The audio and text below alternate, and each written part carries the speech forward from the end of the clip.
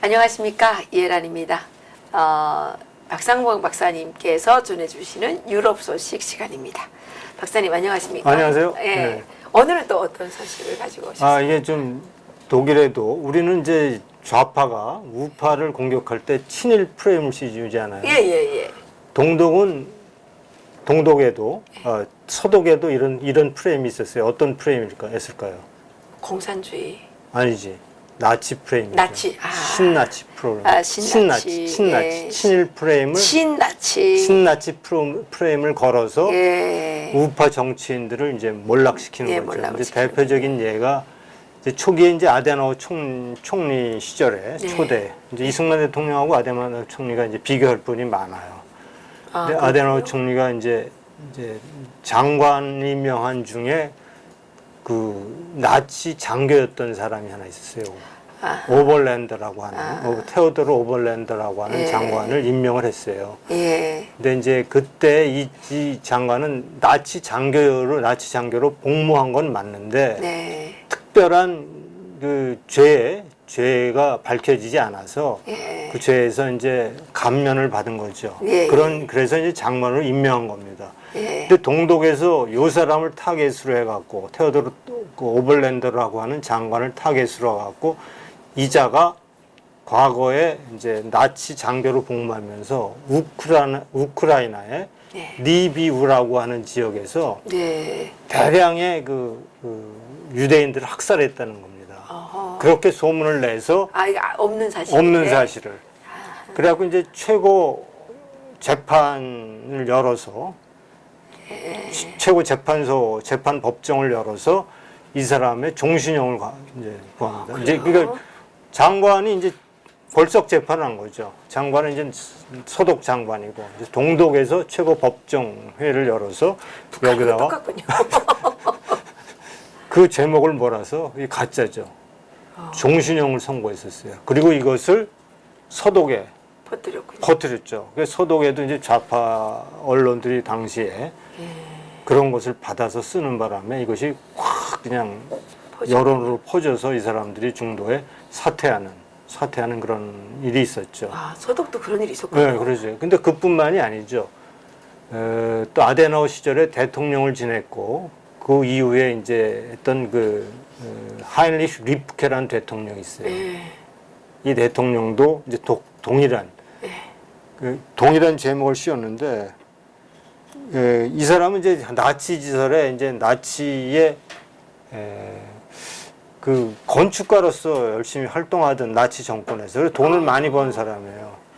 이 대통령을 당시에 그 나치 때 돈을 많이 번 그런 장관인데 그것을 당시에 나치에 협조하고 뭐 자금도 되고 이런 또 프레임을 씌워갖고 이 사람 또 중도에 낙마시키는 그러한 그 외에도 여러 건수가 있습니다. 그래서 거기 또 나치를 가지고 그렇게 써요. 그렇죠. 근데 우리나라도 보면 뭐 친일 프레임을 많이 씌우는데 그렇죠. 지금 홍영표 그 원내대표 있잖아요. 더불어민주당. 그렇죠. 그 아버지가 뭐 중추한 참의원인가 뭐 지랬더라고요. 그래요. 그건 당시에 뭐 한국은 그야말로 친일 반일을 나누기가 어려울 정도로 뭐 엄청난 구분이 안 될 정도로. 박원순 시장 아버지도 다 그렇죠. 뭐 무슨 벽국대였나 뭐 그런 거 했다고 그러는데 이런 정치인들은 이런 걸 좀 확실히 밝혔으면 왜냐면 그 좋겠어요. 당시에 뭐 사실은 좀 똑똑하고 지적인 수준이 있는 사람들이 다 뭐 일제하기 때문에 아무것도 못하는 똑똑한 사람이 아무것도 못하는데 뭐든지 일본에 협조하면 다 친일파로 몰아세웠던 거죠. 그 더불어민주당이 친일을 제일 이제 그렇죠. 이게 난타 이렇게 막 이렇게 지탄하잖아요. 그렇죠. 그런데 실제로 보면 더불어민주당 사람들이 그 친일 그 사람이 더 많던데. 신정민 그 의원도 그렇고. 그렇죠. 조기숙인가요? 조배숙인가요? 그 조기숙이잖아요. 조기숙 뭐 그분도 그렇고 정동영. 정동영 신기남 뭐 그분도 그렇고. 다 뭐 친일 관계 그러니까 뭐 친일 반일로 구분짓기 어려울 정도로 당시에 예를 들어서 뭐 고대를 대학을 설립한 김성수라든가 이런 모든 사람들이 조금만 뭐 김말란 박사라든가 지금 이대는 뭐 김말란 박사님 막 뭐 페인트 칠하고 막 난리예요. 그러니까 이제 그렇게 이제 다 친일로 몰아세우면 안 걸릴 사람이 없는 거죠. 그 시대에 살았는데 30년은 그 시대에 살았는데 어떻게 일본 정부하고 일본이 정부가 뭐 여러 가지 일에 동참을 안 했던 사람이 어디 있겠습니까? 이제 그런 의미에서 사실은 이렇게 친일 프레임을 씌워서 사람을 망신 주고 아니면은 권력에서 쫓겨나게 하고 이런 것들이 이제 동독에서도 그대로 있었다. 그것은 친일 대신에 있었다. 친나치. 그러니까 소독에 이제 좀 좌파 단체에서 주로 공격을 했고, 공격했고. 동독에서는 이제 되게 슈타지에서 그런 문건들을 만드는 거죠. 그렇죠. 자료들을 가짜로 만들어서 예. 예를 들어서 역사 바로 세우기 하면서 가짜 역사를 만드는 것처럼 이런 것들을 해서 언론에다 퍼뜨려서 낙마시키고 지금 하는 우리나라도 그렇지 않아요? 북한에서 만들어서 퍼뜨려 가지고 한 건 그런 것도 없을까요? 상당히 구별을 할 수가 없죠. 있겠죠? 네. 그래서 독일은 서독은 이제 그러한 이제 뭐 슈타지의 공격, 동독의 공격에도 네. 그걸 막아낼 수 있는 어떤 국민적인 수준이랄까, 뭐 법치주의가 아주 완전히 정착된 사회였기 때문에 그로부터 이제 견뎌낼 수가 있었는데 우리는 이제 뭐 사실은 정권의 성향에 따라서 그렇죠. 이런 뭐 죄목이 더 가중되기도 하는 그러한 뭐 현상을 거기다가 볼 수 요즘은 있죠. 그 사이버 테러 때문에 이 댓글 단위 그렇죠. 몇천 명이 지금 북한에서 활동을 해주지 않습니까? 그렇죠. 그런 부분들이 야 이게 좀 부분. 닮은 데가 있군요. 닮은 데 있어요. 그래서 이제 그거를 소식을 하나 좀 전해드리고 그래요. 또 하나 이제 재밌는 얘기가 이제 우리가 그 중국 천안문 사태가 1984년인가 1989년에 일어났죠. 89년에요. 예. 84년인가요? 89년인가? 89년이겠죠. 89년 6월 4일 날 일어났거든요. 6월 4일입니까? 예. 그때 천안문 사태 89년 11월에는 동독에도 이제 그러한 그때 동독 사태가 나지 않았습니까? 동독 사태 났죠. 근데 이제 그 동독은 그때 사실은 그 사회주의가 그렇게 급변하면서 그 해결 방안이 두 가지가 있었어요. 하나는 중국식 모델, 중국식 해법, 그러니까 밀어버리는 거죠. 그리고 예. 폴란드식 해법, 밀어버리는 게 아니라 원탁회를 만들어서 이제 그때는 뭐 바웬사라고 하는 뭐 특출한 시민단체 지도자가 있었기 때문에 해서 문제를 평화적으로 해결했던 사안이 있고. 근데 그 당시에 이제 중국에서 중국식 모델을 제안한 겁니다. 그러니까 천안문 사태가 있고 이제 5개월 후에 동독의 급변 사태가 났는데 이런 얘기하죠. 중국식으로 해결해라. 그리고 이제 그때 11월 달이니까 막 그 혼란기에 소독으로 동독인들이 많이 빠져나왔거든요. 예, 그랬겠죠. 근데 그 빠져나간 인력, 노동력을 중국 정부가 대신 메꿔주겠다, 채워주겠다.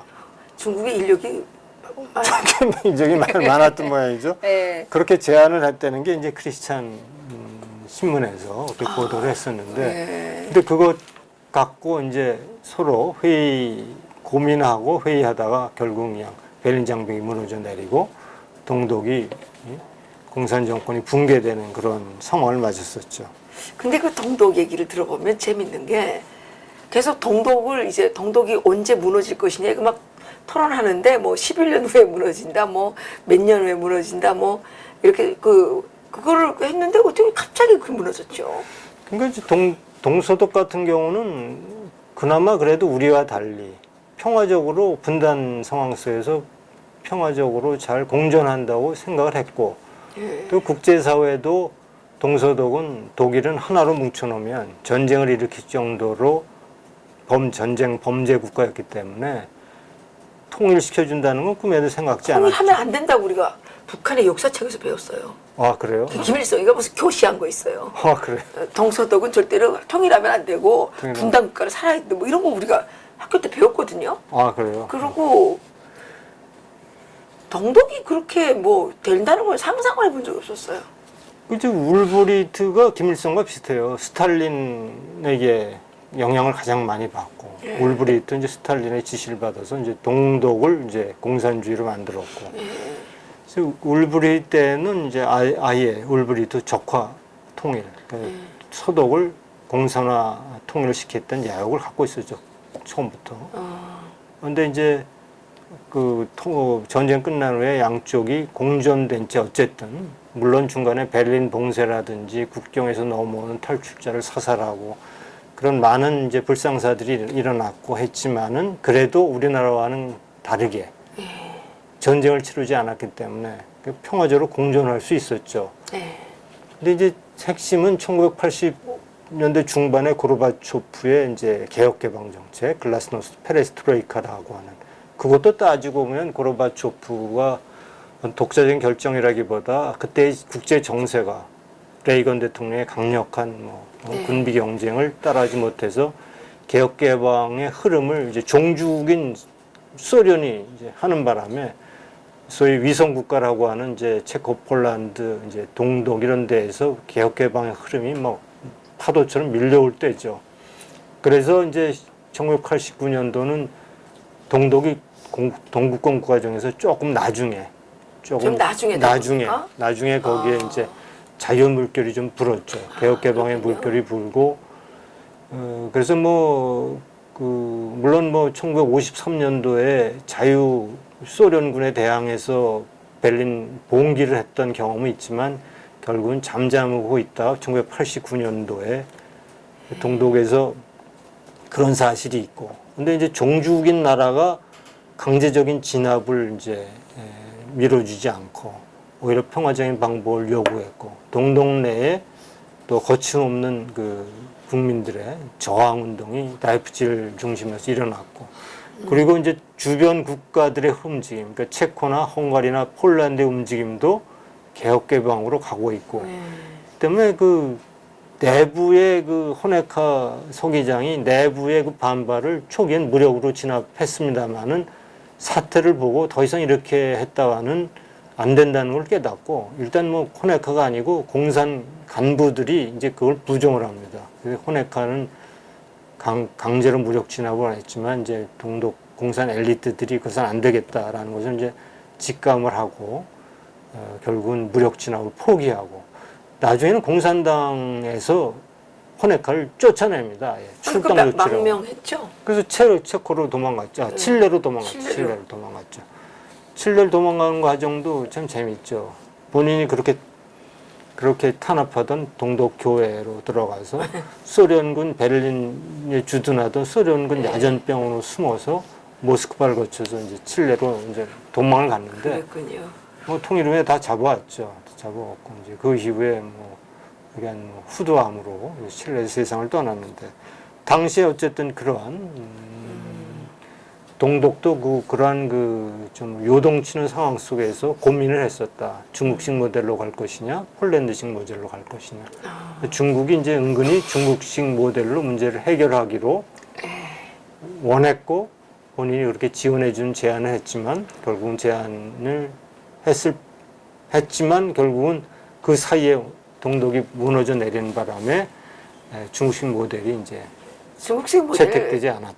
가기가 어렵지 않을까요? 중국은 너무 인간이 많아가지고 어디를 갈래도 갈 데가 없잖아요. 중국 사람들이. 그러니까 중국식 모델을 해도 상관이 없지만 동독은 소독이라는 강력한 국가가 있는데 그게 가능하겠어요? 그러니까 이제 그렇죠. 그런 것도 있었고 또 여기서 재밌는 거 하나가 사실 무력 진압에 가장 좋은 거는 그 시위대들이 폭력을 행사하면 그걸 빌미로 무력 진압을 하는 거거든요, 사실. 근데 이제 1953년도에 이제 베를린 동독 시민이 봉기한 게 있어요. 이제 분단된 이후에 4년 후에 이제 그때 소련 탱크에 이제 맨손으로 저항했거든요. 그냥 돌로 저항하고 그러고 완전히 그때 이제 초토화돼 갖고 그때 수백 명이 다치고 55명이 이제 죽고 1,400명이 감옥에 가두고 하는 사건이 있었는데 그 사건이 발단이 된 그 역사로부터 교훈을 받아서 그런지 모르지만은 1989년 동독의 급변 사태는 그 데모 시위 주동자들이 시민단체 지도자들이죠. 비폭력을 외웠어요. 그러니까 그 시위 때마다 그러니까 폭력 반대, 비폭력을 계속 부르짖으면서 시위를 참가를 했었거든요. 그러니까 무력 진압을 초기 했어도 비폭력을 부르짖으면서 사람들이 시위대를 진정시키고 결국은 폭력 이제 뭐 공산당의 또는 슈타지 권력의 폭력을 부추길 만한 그러한 행동을 자제하는 시위대의 어떤 그 절제된 모습도 당시 상황하고 관련이 있다 볼 수 있습니다. 그렇군요.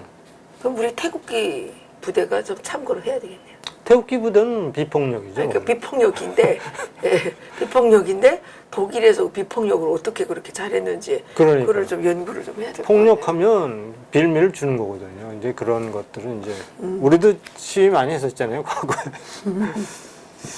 또 하나 그렇죠. 이건 이제 슈피겔지가 보도한 내용인데 북핵 위협의 진실이 뭐냐. 예. 북한이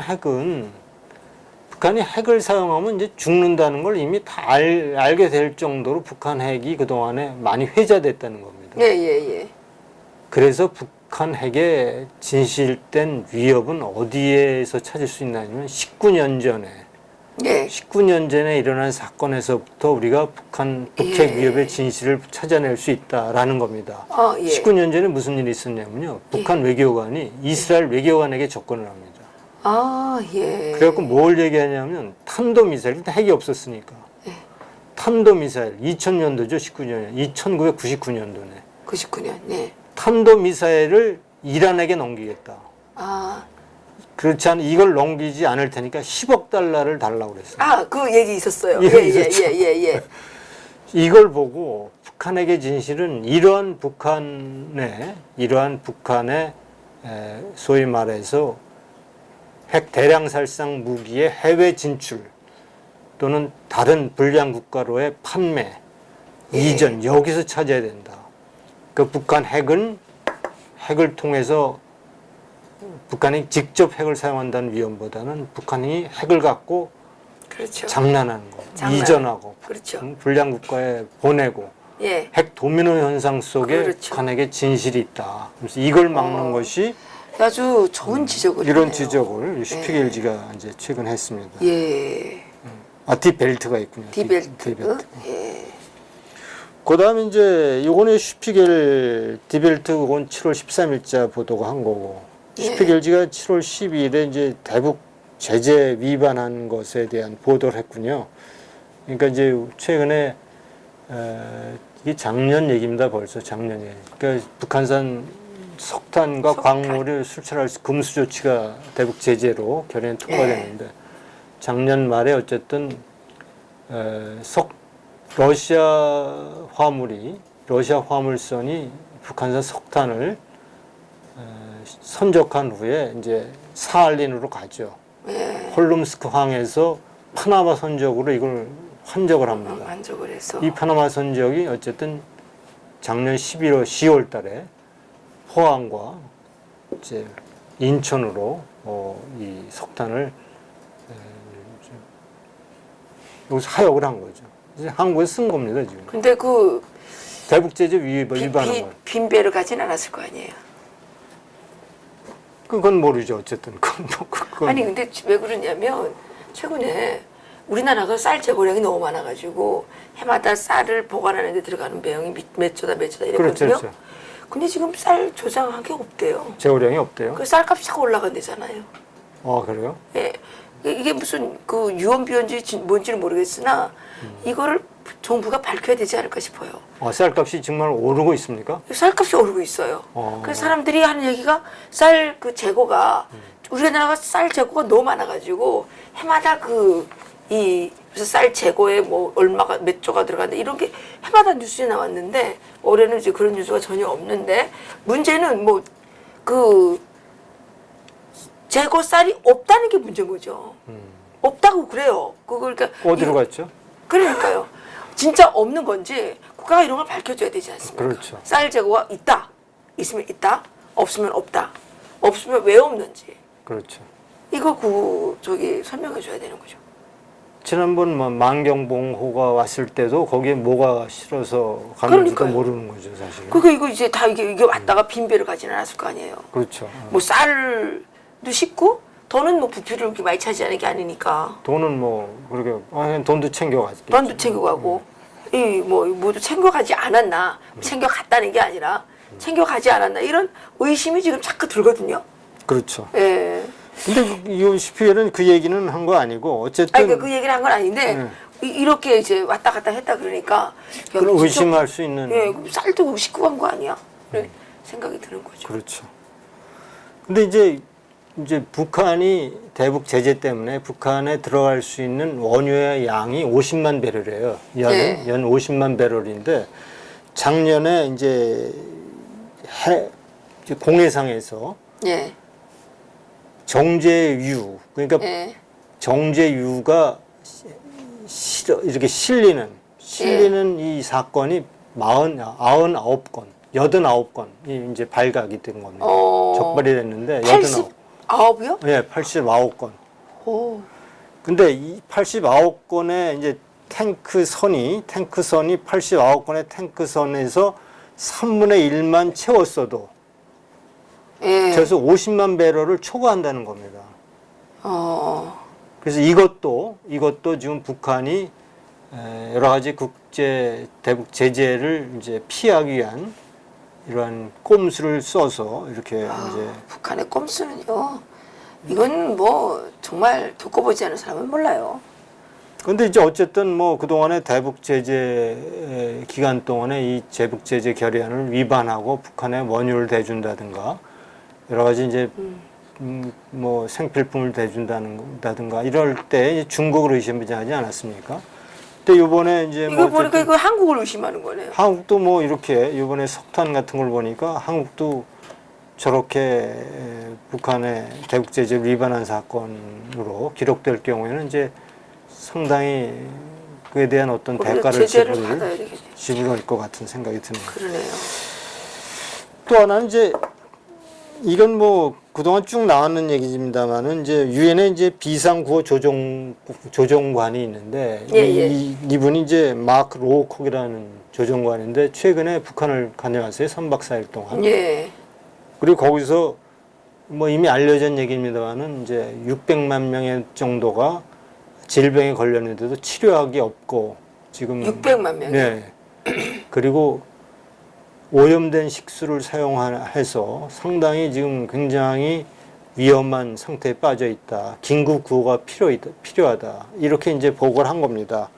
그래서 유엔이 이제 대북 지원금 목표치를 이제 작년에 한 해 동안 뭐 최근에 뭐 이렇게 보고를 했고 이런 걸 근거로 해서 물론 이제 그 이전에도 그 대북 북한에 대한 그 긴급 구호가 필요하다는 얘기를 때문에 이제 해마다 하잖아요. 해마다 하죠. 그래서 대북 지원금 목표치가 1억 1천만 달러.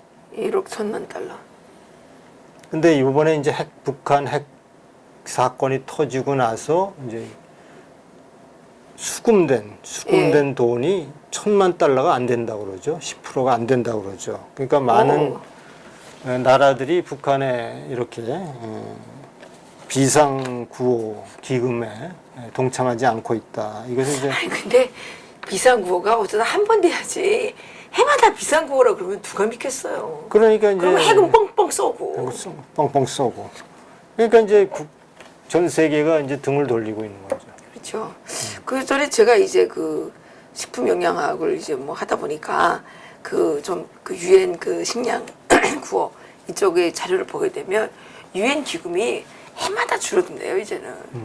근데 유엔이 지금 북한에 그 긴급 구호를 시작한 지 20년 넘었거든요. 20년 넘었죠. 20년 넘었는데 그러면 북한의 식량 사정이 나아졌느냐? 점점 더 나빠지고 있잖아요. 그렇죠. 유엔도 이제 손 떼야 되는 겁니다. 다른 방법을 찾아야지 맨날 긴급 구호해 줘가지고 이 문제가 해결이 안 되잖아요.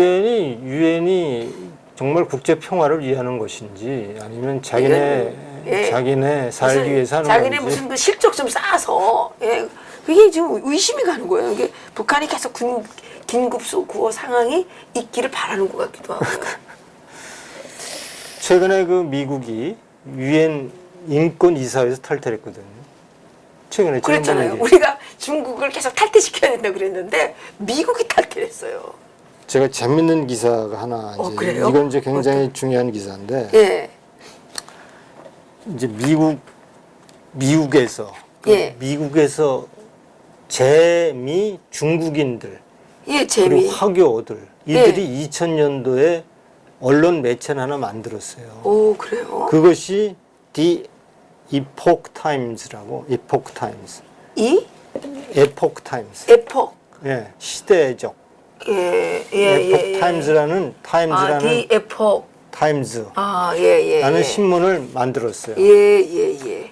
이것은 이제 중국말로는 대기원시보입니다. 대기원시보. 예. 그러니까 중국 대기원 15. 예. 그 중국어로도 보도하고 영국어로도 신문 봤어요. 만들고. 우리 여기 있어요. 아, 그래요? 예. 그리고 예. 프랑스어, 독일어 이렇게 번역을 해서 이제 인터넷 전 세계로 예. 뉴스를 전달하는 매체예요. 2000년도에 만들었는데 예. 최근에 미중 무역 전쟁에 대한 장문의 기사를 다뤘어요. 이것이 미중 전쟁에 대해 맞아요. 이것이 굉장히 중요한 여러 가지 시사하고 있는데 네. 제가 중요한 거 몇 가지만 네네네. 7월 16일자인데 예. 이 사람 이렇게 얘기하는 겁니다. 그러니까 트럼프가 미중 무역 전쟁을 벌이는 것은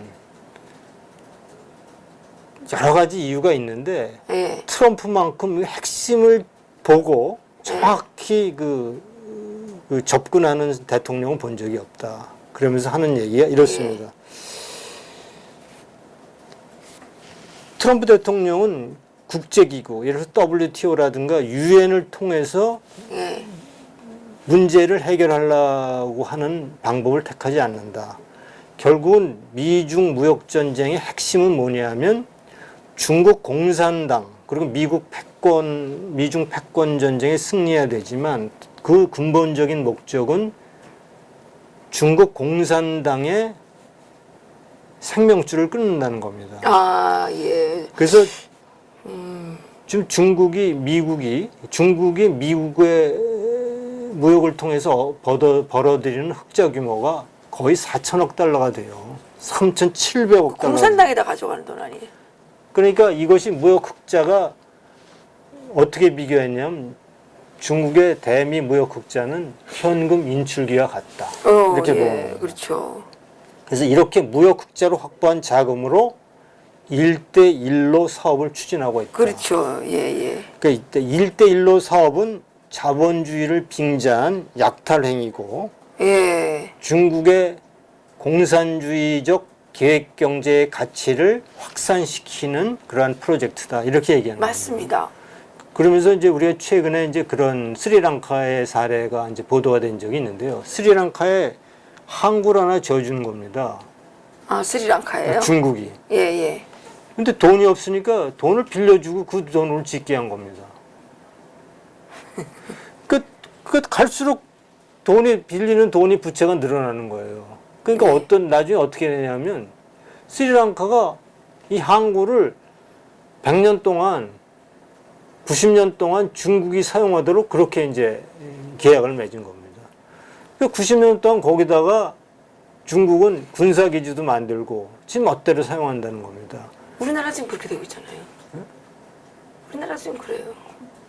그러니까 중국이 이러한 1대1로 사업을 지탱해 주는 게 중국의 무역 흑자다. 이렇게 이제 보고 있는 겁니다. 아, 그렇군요. 그리고 유엔과 WTO 이런 국제기구라는 것들이 지금의 중국의 영향력을 벗어나지 못한다는 겁니다. 그렇다면서요. 이런 국제기구를 통해서 무역을 해결하고 또 국제사회 문제를 해결하고 하는 것은 중국 때문에 있을 수가 없다는 거예요. 그래서 트럼프 대통령이 WTO도 빠지겠다고 막. 그러니까 트럼프야말로 역대 미국 대통령에서 중에서 가장 뛰어난 대통령이라는 겁니다. 이 사람들이 보는 거는. 그러니까 이게 중국 사람들이 말하는 거죠. 그렇죠. 중국인들이 보는 거죠. 재미 중국인 화교들이 이렇게 말한다는 거죠. 그렇죠. 오, 이 사람들이 이게 중국 사람인데 이렇게 말하네요. 그리고 이제 중국의 무역 관행이 이런 겁니다. 그러니까 트럼프가 이 문제의 핵심을 가장 정확하게 보고 있다는 겁니다. 예. 그러니까 직접 중국을 1대1로 공격한다는 거죠. 예. 1대1로는 거 정말 공격해야 되겠더만요. 그렇죠. 예. 그 다음에 중국의 불공정 무역 관행이 하나가 이렇게 또 얘기를 하는 거야. 중국은 이제 미국의 기업이 중국에 들어갈, 우리나라도 그렇다고 하는데 들어가면 이제 뭐 거기다 조인트 벤처도 맺고 그렇게 들어가지 않습니까? 그러면 그 기업, 미국 기업의 핵심 기술의 일부를 어느 정도 그걸 공유시켜야 된답니다. 네. 그렇게 되면 이제 공유시키면 얘들이 그걸 갖고 이제 짝퉁도 만들고 막 지들이 막 찍어낸다는 거예요. 그 지적 재산권이 전혀 보호받지 못하는 겁니다. 그렇죠.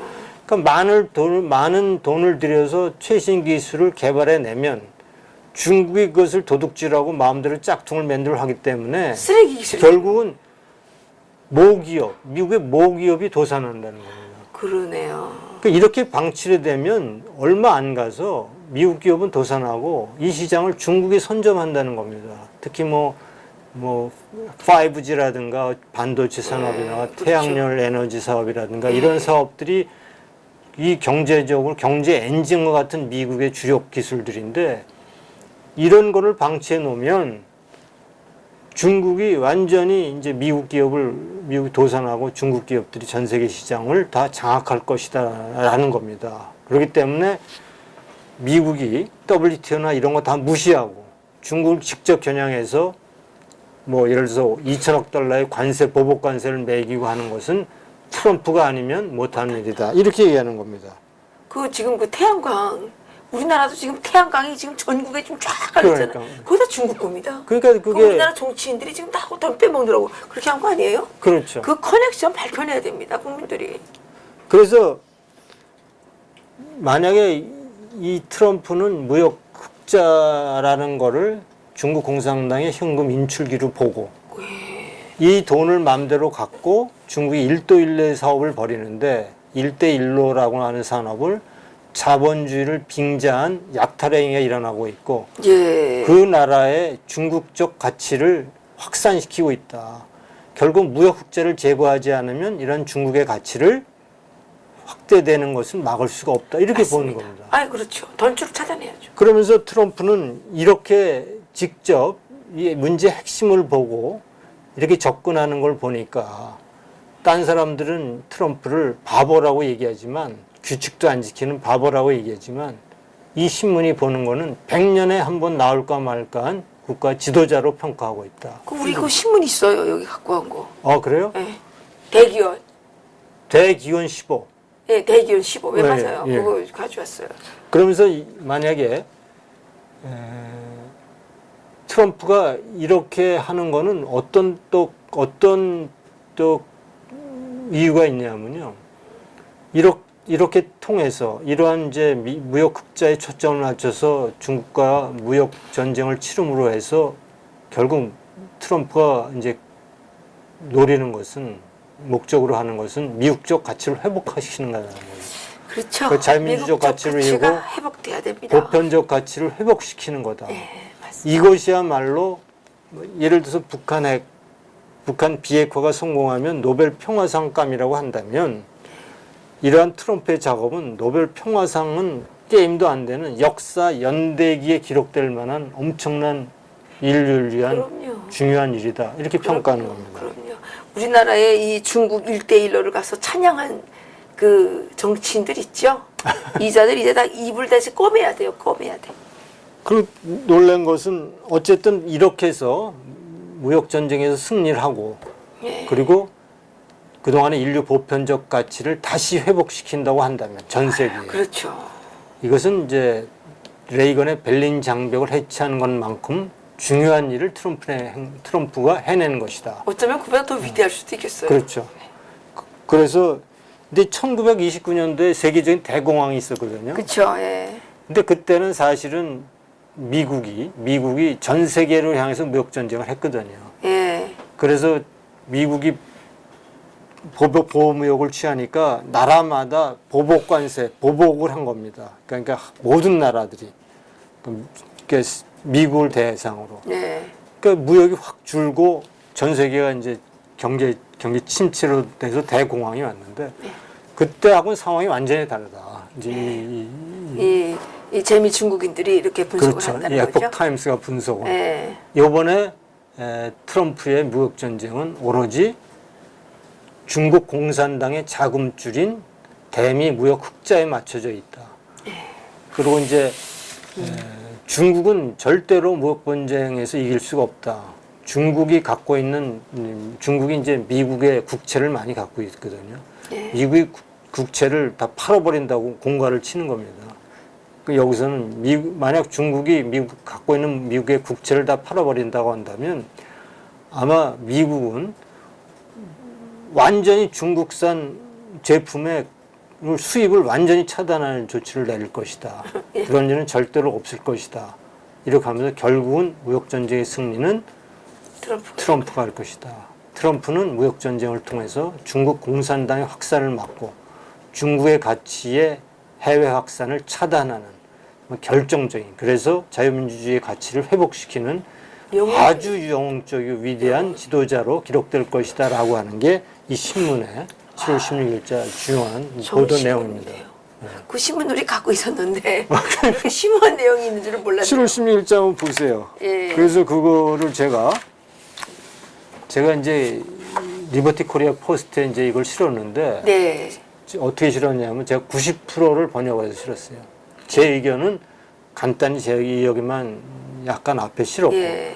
왜냐하면 제 의견이 개입된다고 오해할까봐 그렇죠. 그냥 그대로 한 90% 정도를 그대로 번역을 해서 이제 실었거든요. 이제 우리 애청자들께서 리버티 코리아 포스트를 꼭 읽으셔서 이거 중요한 문제 같습니다. 지금 사람들이 막 트럼프 대통령이 뭐 김정은한테 지금 속아 넘어서 자꾸만 뭐 그렇게 이제 욕을 많이 하시는데 제가 이 기사를 보면서 느낀 거 하나는 정말 우리는 유엔이라든가 WTO라든가 이런 것들이 정말 자유공정무역 네. 그리고 유엔의 가치를 실현시키는 국제기구인 줄 알았는데 네.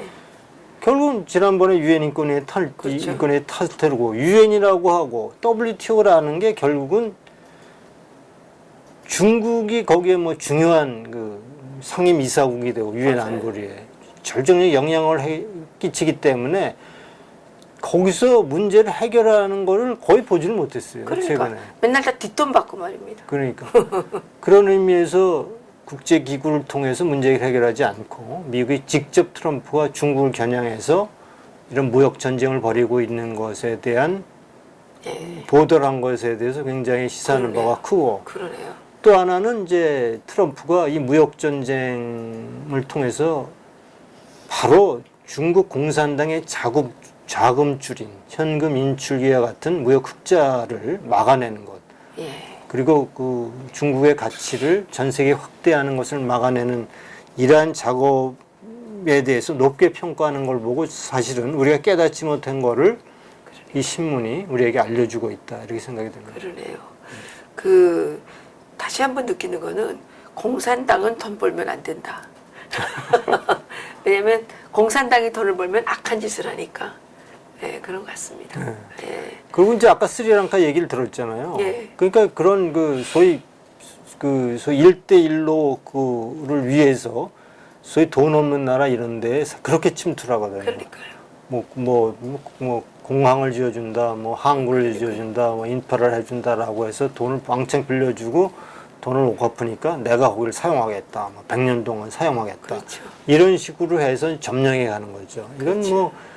이거는 어떻게 보면 자유민주적 시장 경제적 가치가 아니고 자본을 빙자한 중국 공산당식 가치 확산이라고 보면 이제 정확한 거고 이 내용을 이렇게 정확하게 이렇게 꼬집어서 보도할 수 있었던 것은 사실 중국인이 아니면 할 수 없는 거라고 이제 생각이 되고 예.